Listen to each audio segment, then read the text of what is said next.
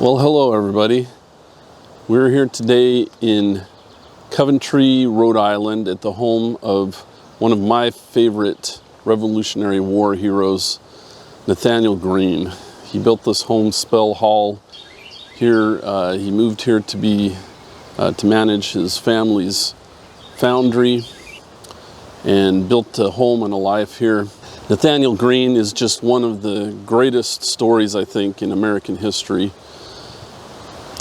He was a man who knew that he had a purpose in life. He had a mission to fulfill. He was driven. He had certain things he wanted to learn and do, and he didn't let anybody else tell him not to do those things.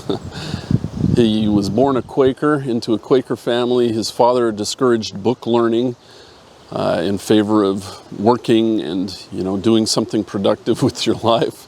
And yet Nathanael was able to talk his father into hiring a tutor, and he learned Greek and mathematics. He read some of the great literature of the time.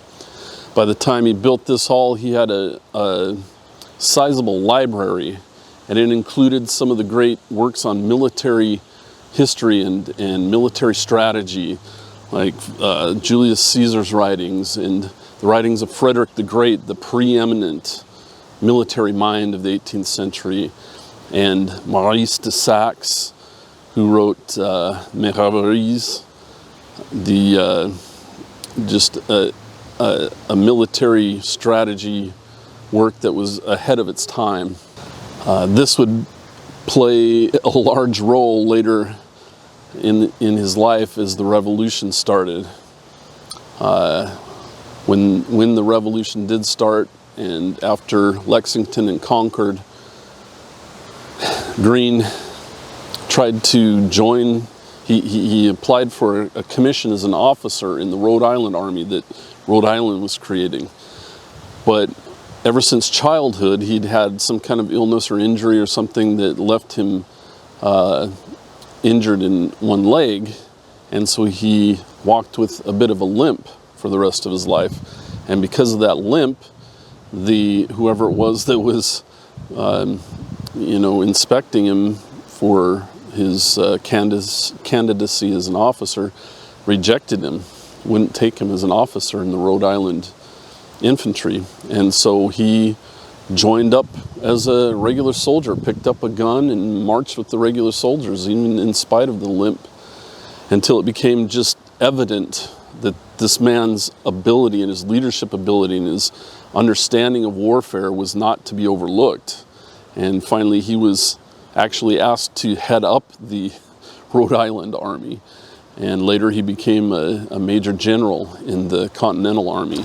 All of this in spite of being a Quaker and technically a pacifist. He was inspired by the cause of liberty and knew that that was a greater cause than the things that he had been taught in his life.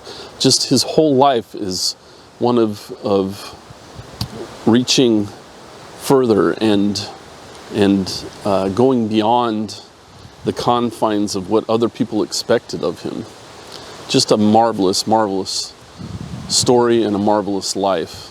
He was one of the few generals, along with Henry Knox, who never tried to undermine Washington or go behind his back to the Continental Congress or try to replace him. He was loyal to Washington because he saw in Washington that Washington was loyal to the cause of liberty, and he was the best leader for the entire army. Nathanael Greene, Henry Knox. Henry Knox is another story. Born in Boston, he too read. His qualifications for being made the head of artillery for the army was that he had a bookstore and he had these books on military and artillery, and he read them. That was his qualifications. And he went out and he did a magnificent job. So these two men, I think, are worth remembering as Americans. And their lives can be an example for us of following what God inspired them to do God has a mission for each of us. What is He inspiring me to do? What is He inspiring you to do?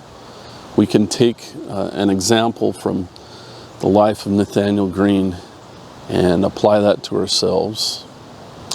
And I just felt like that was worth saying. I came probably about an hour or two out of my way going from New York to Boston to be able to bring this story to you at this place, because it means so much to me. Thank you for joining me, and we'll see you later.